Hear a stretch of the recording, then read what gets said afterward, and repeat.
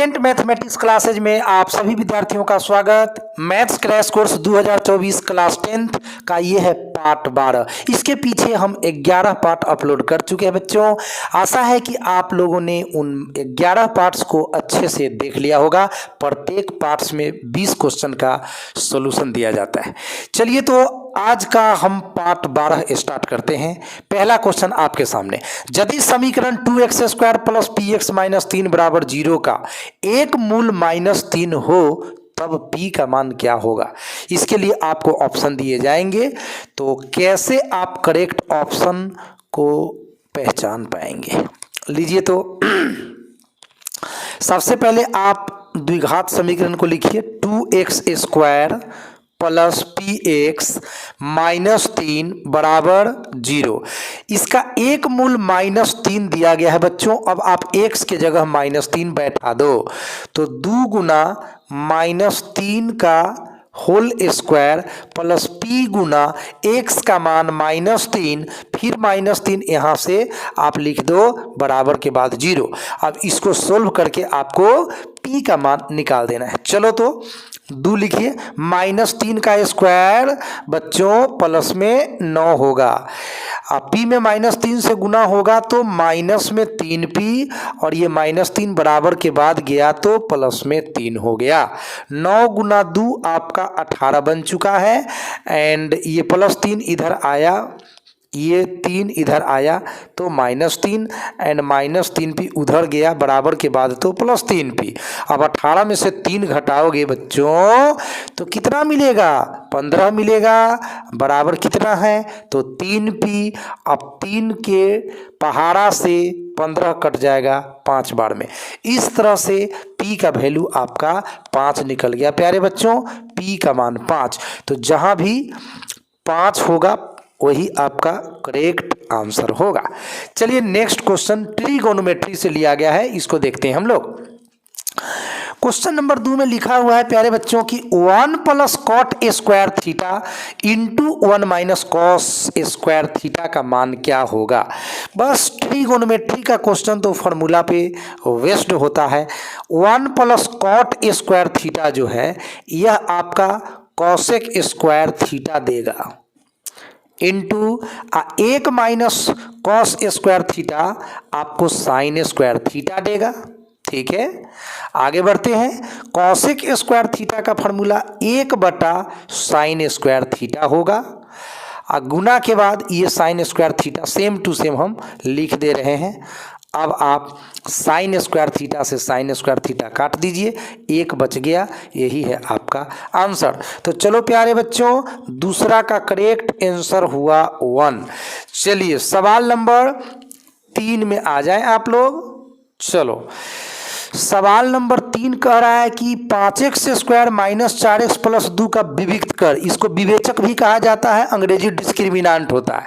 तो चलो भाई a बराबर छांट लो आप। a आपका x² का गुणांक होता है यानी कि 5, b x का गुणांक होता है यानी कि -4, तो b का वैल्यू हो गया आपका -4, एंड c का वैल्यू हो गया आपका 2। फिर विविक्त कर के लिए फॉर्मूला आप लोगों ने स्टडी किया है, विविक्त कर, इसको ना हम लोग d से सूचित करते हैं, और फॉर्मूला पढ़े हैं b का स्क्वायर -4ac। वैल्यू पुटिंग करिए, b के जगह -4, उसका स्क्वायर -4, एंड a का मान 5 एंड c का मान 2। चलिए सरल कर दीजिएगा, तो -4 का स्क्वायर 16, -5 चौक 20 दूना कितना 40, एंड जब 16 में से 40 आपका घटेगा बच्चों तो माइनस में आपका आ जाएगा 24, तो विविक्त कर आपका -24 हो गया है। तो चलिए 3 का आंसर लिख दीजिए -24। चलिए सवाल नंबर 4, ये है आपके सामने रियल नंबर का क्वेश्चन है। देखते हैं 154 का अभाज्य गुणनखंड क्या होगा। तो चलिए भाई फटाफट 154 का अभाज्य गुणनखंड कर लो। सबसे पहले 2 से लगाओ, तो 154 तो 7 दूनी का 14, एंड फिर से 7 दूनी का 14। अब तो ये लगेगा 7 से 11 सते का 77। तो 154 का जो अभाज्य गुणनखंड है वह होगा 2 गुना 7 गुना 11। तो चलो भाई इसका आंसर आ गया है 4 का आंसर 2 गुना 7 गुना 11। चलिए सवाल नंबर 5 की तरफ हम लोग बढ़ते हैं बच्चों। 5 में आप लोग देख पा रहे होंगे question 2x² minus 4x plus 3 बराबर 0 के मूलों की प्रकृति क्या होगी। किसी भी द्विघात समीकरण के जो मूलों का प्रकृति है वह उसके विवेचक पर निर्भर करता है, डी पर डिपेंड करता है। तो हम लोग अभी डी निकालेंगे। चलिए तो 5 का सॉल्यूशन आपको दिखाता हूँ। डी के लिए फॉर्मूला है b का स्क्वायर माइनस 4ac। अब आप देख पा रहे होंगे b क्या है -4, तो -4 का स्क्वायर लिख दीजिए। फार्मूला में माइनस है एंड 4 सूत्र में है। a का वैल्यू आप देख पा रहे होंगे 2, तो यहाँ पे आपने 2 लिखना है एंड c का वैल्यू आपने 3 लिखना है। चलिए इसको सरल करोगे बुआ तो -4 का स्क्वायर 16 प्लस में एंड 4 दूनी 8, 8 3 का 24 एंड जब 16 में से 24 घटेगा तो रिजल्ट मिलेगा माइनस में 8। ठीक है, और -8 आपका 0 से छोटा हो गया क्योंकि माइनस लगा हुआ संख्या 0 से भी छोटा होता है। इस स्थिति में जो मूल है वह आपका क्या हो गया अवास्तविक, यानी इसको हम हल नहीं कर सकते। वास्तविक संख्याओं के समुच्चय में इसका हल नहीं मिलेगा। तो अवास्तविक है, मूलों की प्रकृति क्या है अवास्तविक। तो चलो भैया 5 का आंसर में आपको लिख देना है अवास्तविक, यही आपका करेक्ट आंसर है। चलिए अब नेक्स्ट क्वेश्चन की तरफ चले। क्वेश्चन नंबर 6 आपका कह रहा है, 6 नंबर क्वेश्चन कह रहा है एक समांतर श्रेणी दिया गया है जिसको AP कहा जाता है। √2, √8, √18, √32 इसका सार्व अंतर निकालना है। ठीक है बच्चों, तो सार्व अंतर के लिए हम लोग क्या पढ़े हैं, बस दूसरे पद में से ना पहले पद को घटा देना है, सिंपल सा काम करना है। सार्व अंतर के लिए ये दूसरा पद है एंड ये पहला पद है, तो आपको दूसरे पद में से पहला पद को क्या कर देना है घटा देना है।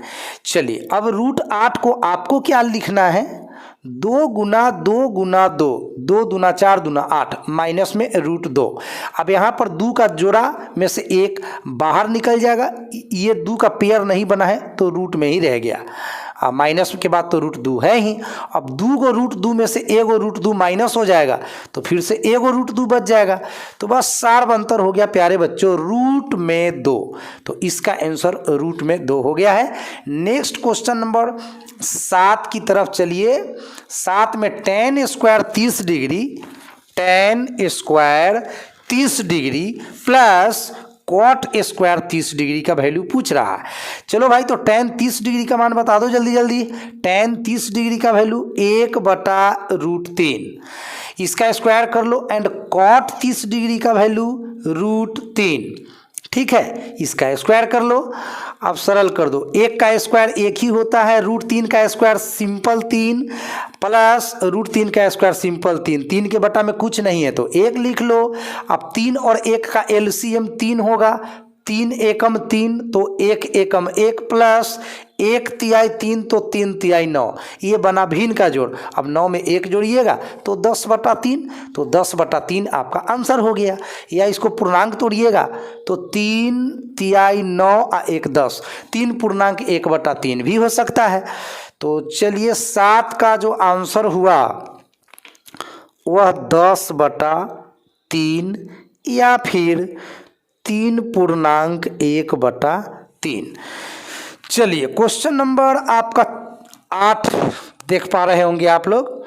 चलिए तो थोड़ा सा हम पेज बदलेंगे, अभी मेरा पेज भर चुका है। आइए 8 नंबर सवाल में कहता है कि निम्न में कौन सा बिंदु है जो x बराबर 4 के आलेख पर है। तो चलिए भाई बहुत इंपॉर्टेंट सवाल है, चलिए अच्छे से देख पा रहे होंगे आप लोग। सबसे पहले हम 8 का सॉल्यूशन बनाएंगे, तो यहाँ पे एक ग्राफ खींचना पड़ेगा आपको समझाने के लिए। देखिए रेखा है x बराबर 4, तो x बराबर 4 का जो ग्राफ होगा 1 2 3 4, ये रहा x बराबर 4 का ग्राफ। यहाँ मूल बिंदु है 0,0 लिख दीजिए एंड ये रहा आपका y अक्ष। यहाँ x है तो इस साइड x डैश रहेगा एंड नीचे रहेगा y डैश। ठीक है बच्चों, तो x बराबर 4 का ये क्या हो गया, ग्राफ हो गया। यह एक वर्टिकल लाइन है, ऊर्ध्वाधर रेखा है। तो इस पे ना ये बिंदु आपका x अक्ष पर स्थित है, तो यहाँ पे होगा 4,0। और जब ऊपर जाएंगे आप तो आपका 1 2 3, तो यहाँ पे कहीं ना कहीं 4,3 मिल जाएगा। फिर आगे जाएंगे तो 4,4 मिल जाएगा। यानी x बराबर 4 पर ये 4,0 भी है, 4,3 भी है, 4,4 भी है, तो सभी वाला ऑप्शन में आपको टिक लगा देना है। चलिए, तो 8 नंबर सवाल क्लियर हो चुका है। अब सवाल नंबर हम 9 देखेंगे। यहाँ पे कह रहा है कि x जी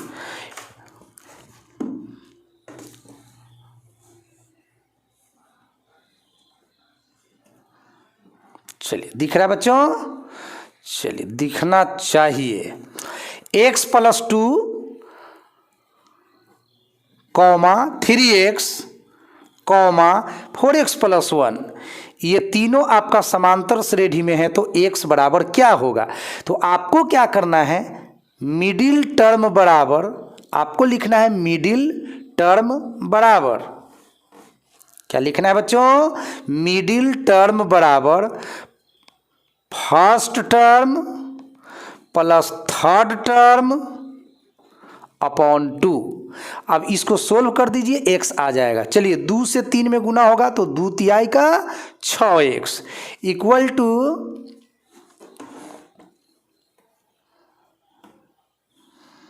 एक गो x में 4 गो x जोड़िएगा तो 5 गो x, और 2 में 1 जोड़िएगा तो 3 मिल जाएगा। 6x अपने जगह पर, प्लस 5x पहले आएगा तो -5x एंड बराबर के बाद 3। 6 गो x में से 5 गो x घटेगा तो 1 गो x बच जाएगा बराबर 3। तो x का वैल्यू बच्चों हो गया 3। चलो, तो इसका आंसर हो गया x बराबर 3 एंड सेक स्क्वायर 30 डिग्री माइनस टेन स्क्वायर 30 डिग्री, इसका वैल्यू आप बिना निकाले हुए 1 लिखिएगा, क्योंकि फार्मूला होता है sec square theta minus tan square theta बराबर 1। चूँकि दोनों जगह 30 डिग्री है इसीलिए 1 हुआ। अगर यहाँ एंगल अलग अलग होता तो आपको सरल करना पड़ता, लेकिन सेक स्क्वायर 30 डिग्री माइनस टेन स्क्वायर 30 डिग्री है, इसीलिए फार्मूला का फायदा उठाते हुए आप डायरेक्ट 1 वाला ऑप्शन में सही का चिन्ह लगा दीजिएगा। चलिए देखते हैं नेक्स्ट क्वेश्चन। प्रथम 10 विषम प्राकृत संख्याओं का योग क्या होगा। देखिए विषम संख्या की बात हो रही है, आप प्रथम, इसका मतलब शुरू से 10 गो विषम संख्या उसको जोड़ना है। मतलब 11 का सॉल्यूशन हमें 1 + 3 + 5 + 7 प्लस ... 10 पदों तक जोड़ना है, 10 पदों तक जोड़ना है। तो यह समांतर श्रेणी में है, क्योंकि 2 का अंतर है, 2 का अंतर है, तो इसलिए एपी में है। तो एपी के n पदों को जोड़ने का फार्मूला है n/2 × 2a + n-1 × d। फटाफट n के जगह 10 बैठाइए, क्योंकि 10 पदों तक हमको जोड़ना है, तो ये 10/2 हो जाएगा। 2 फार्मूला में है, a का मतलब प्रथम पद होता है जो कि 1 है, n का मतलब है 10, -1 सूत्र में है, डिफरेंस कितना का बन रहा है 2 का। बस इसको सरल कर दीजिए और आंसर आ जाएगा। ये कट रहा है 5 दूनी का 10, तो यहाँ पे 5 लिख दो बच्चों।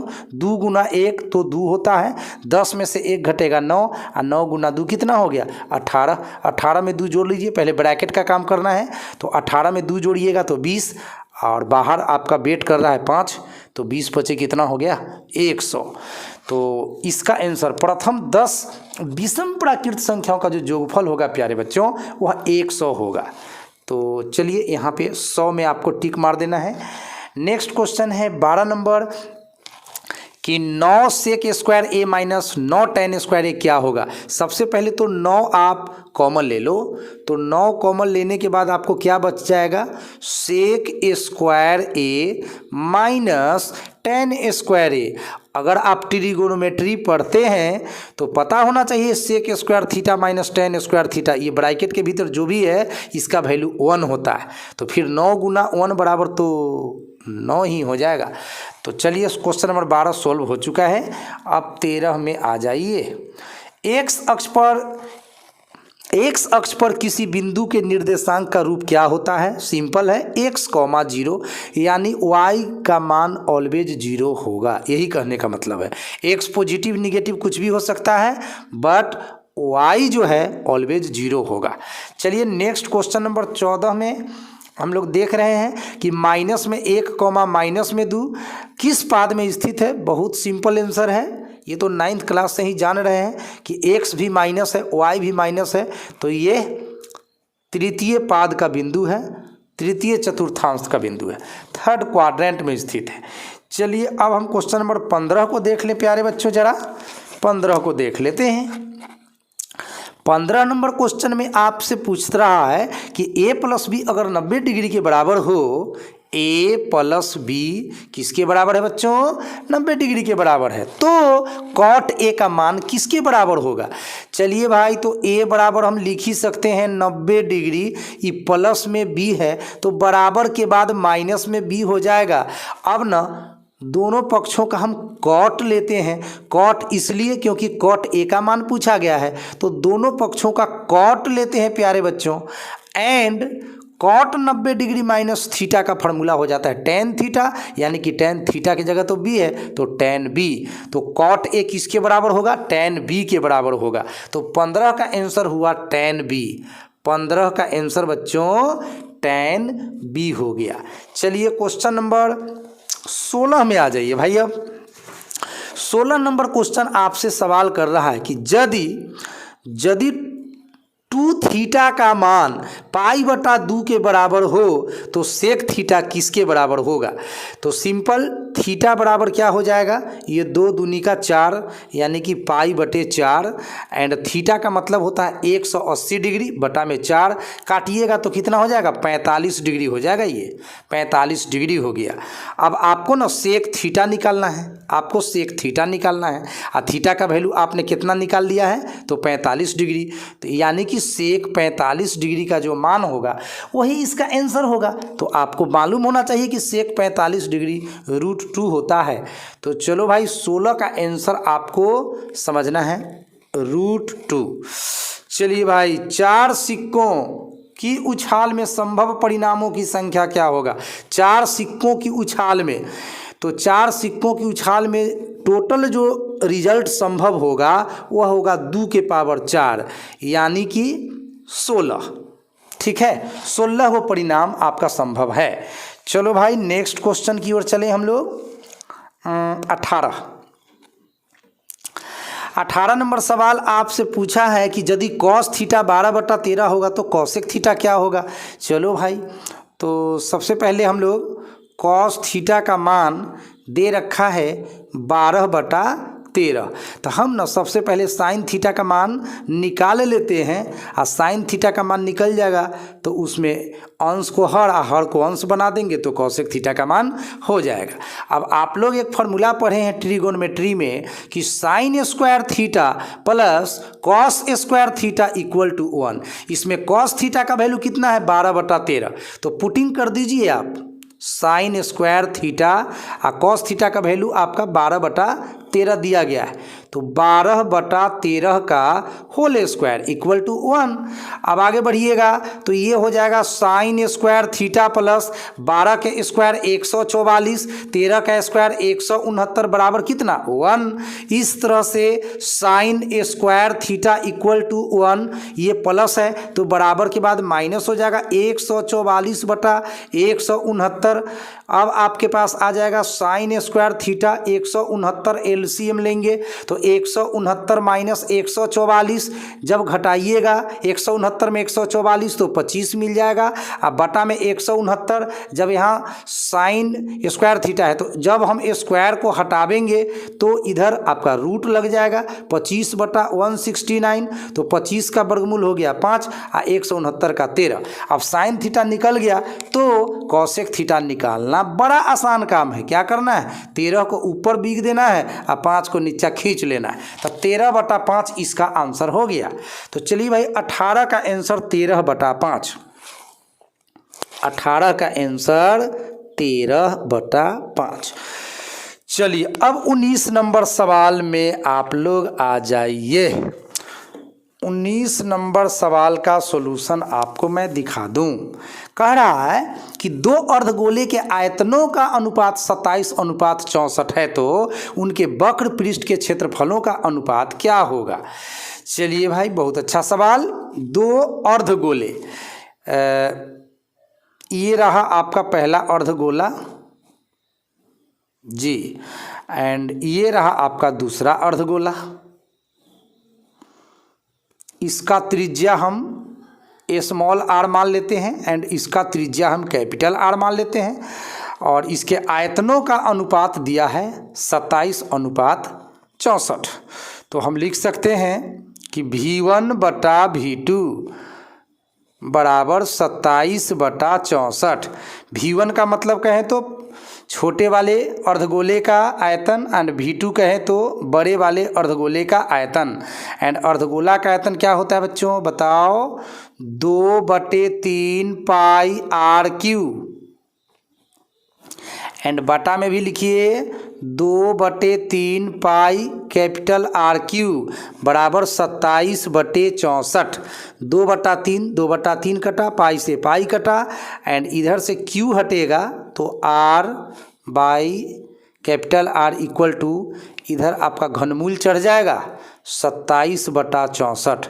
27 का घनमूल कितना होता है जल्दी बताइए, 8 क्लास पास हैं 3 एंड 64 का घनमूल बोलिए 4 चौक 16 चौका 64।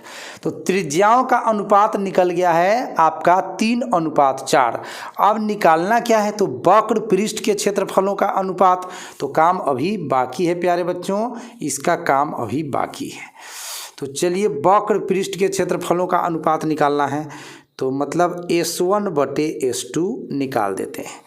तो इसका जो वक्र पृष्ठ होता है वो होता है 2 पाई R² अनुपात है तो बटा देंगे, इसका भी हो जाएगा 2 पाई कैपिटल R²। 2 पाई से 2 पाई कट गया। अब यहाँ पे स्मॉल r बटा कैपिटल R का क्या है स्क्वायर, स्मॉल r बटा कैपिटल R का वैल्यू आपने 3/4 लाया है तो बस वैल्यू बैठा दो ना, 3/4 का स्क्वायर कर लो तो 3 तिहाई 9, 4 चौक 16, 9/16 इसका आंसर हो गया। तो चलिए भैया लिख दीजिए 9/16। एंड लास्ट क्वेश्चन है इस वीडियो के लिए, आप ज़रा आराम से समझेंगे उसको। कह रहा है कि समीकरण दिया गया है प्यारे बच्चों कि 2x + 4y 2x + 4y बराबर 10, ये पहला समीकरण है हम लोगों का। एंड 3x + 6y बराबर 12 समीकरण 2 द्वारा निरूपित जो रेखाएं हैं कैसी होगी। चलिए भाई कैसी होगी का जवाब तुरंत मैं दे रहा हूँ। सबसे पहले आपको A1 B1 C1 इसको छांट लेना है। तो पहला समीकरण से छांटिए 2 4 10, ये रहा 2 4 10।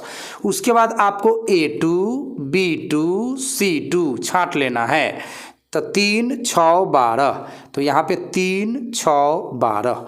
अब आपको क्या करना है बच्चों, A1 में A2 से भाग देना है तो 2 में 3 से भाग दोगे तो ये कटेगा नहीं, बस इतना ही रहेगा। फिर आपको B1 में B2 से भाग देना है तो बच्चों हो जाएगा 4/6, ये तो कट के 2/3 आ जाएगा तो ये भी 2/3 हो गया। अब जरा C1/C2 निकाल लो तो आपका हो गया 10/12। तो यहाँ पे कटेगा तो हो जाएगा 5, यहाँ पे 6, तो ये रहा 5/12। 6। तो यहाँ पे 2 को तो बराबर हुआ लेकिन तीसरा बराबर नहीं हुआ। कहने का मेरा मतलब ये कि A1 बटा A2 और B1 बटा B2 तो बराबर हुआ लेकिन C1 बटा C2 बराबर नहीं हुआ। इसका मतलब है कि इसका जो ग्राफ होगा वह है समांतर रेखाएं। ग्राफ कैसा होगा बच्चों? समांतर रेखाएं, क्योंकि यहाँ तो कोई हल ही नहीं है, कोई हल ही नहीं है। इसका मतलब है कि दोनों रेखाएं एक दूसरे को टच करेगा ही नहीं, तो इसीलिए रेखाएं जो है आपका क्या होगा? समांतर, यानी अंग्रेजी मीडियम में बोले तो क्या? पैरेलल। ठीक है बच्चों, तो चलो इसका आंसर में आप समांतर लिख दो। रेखाएं कैसी है भाई? तो रेखाएं हो गई समांतर। तो आई होप आज का वीडियो आपको बहुत अच्छा लगा होगा और ये था ऑब्जेक्टिव का, ठीक है, पार्ट नंबर 12। तो अगर आपने अभी तक सभी पार्ट्स को देख लिया है तो ये आपके लिए बहुत खुशी की बात है। मैं यकीन दिलाता हूँ कि अगर आप मेरे सभी पार्ट्स को देख कर जाएंगे तो फिर ऑब्जेक्टिव तो आपका 50 में 50 सही हो ही जाएगा, क्योंकि हम आपको इस क्रैश कोर्स में पढ़ा रहे हैं पूरा 400 ऑब्जेक्टिव प्रश्नों का सॉल्यूशन, ठीक है, जिसमें 12 पार्ट हो गया। इसका मतलब समझ लीजिए कि 12 दूनी 24। अभी तक 240 प्रश्नों का आंसर हम 2024 के बच्चों के लिए दे चुके हैं। तो अगर आप पहली बार हमारे चैनल पर विजिट किए हैं तो पुराने सभी वीडियोस को ज़रूर से ज़रूर देखिए, उसको अपने कॉपी पर नोट कीजिए। और परीक्षा के लिए भाई अब समय बहुत कम है, जल्दी से जल्दी तैयारी कर लीजिए। और आज है 2023 का अंतिम दिन, तो शुभकामना है मेरे तरफ से कि आने वाला जो साल होगा वो नया जोश और उमंग दे, नई खुशियाँ दे, नई राह दे आप लोगों को।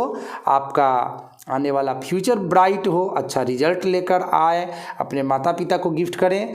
तो चलिए एडवांस में नव वर्ष की ढेर सारी शुभकामनाएं। Thank you so much. आज के इस वीडियो में इतना ही।